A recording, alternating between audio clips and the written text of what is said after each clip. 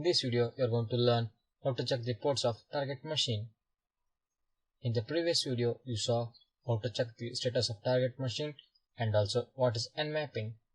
Now in this video, you are going to check the ports of target machine by nmapping. So after checking the status of nmapping, the attackers try to check the information of the ports, means which all our ports can be used for attacking the server. Coming to the ports, there are 6 port states recognized by the nmap. First one is open. Security-minded people know that each open port is an universe for attack. Attackers and pen testers want to exploit the open ports. So next one is close. Closed port is accessible, but there is no application listening on it. They can be helpful in showing that a host is up on an IP address. And the next one is filtered. The filtering could be from a detected firewall, routing rules, or host-based firewall software. These ports frustrate the attackers because they provide so little information. And the next one is unfiltered. The unfiltered state means that a port is accessible, but nmap is unable to determine whether it is an open port or closed port. And the next one is open filtered. Nmap places ports in the state when it is unable to determine whether a port is open or filtered. This occurs for scanning types in which open ports gives no response. And the last port is closed filtered. This state is used when the nmap is unable to determine whether a port is closed or filtered.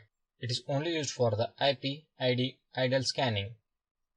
So now coming to my termex, here I am going to type nmap and then I am going to enter my IP address, that is 192.168.1.100.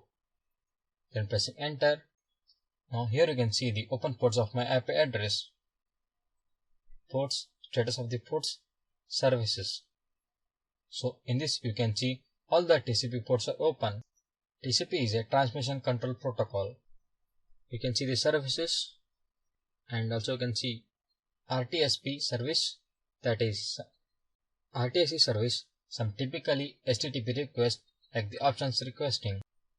And next I am going to type nmap scam.nmap.org and then pressing enter, and here it shows all the services and ports present in the nmap.org. And also you can see here 993 ports are closed in this. Here you can see FTP ports, SMTP ports, HTTP and few more. You can see here HTTP ports is open and its port number is 21. We use FTP port to upload the files to the server.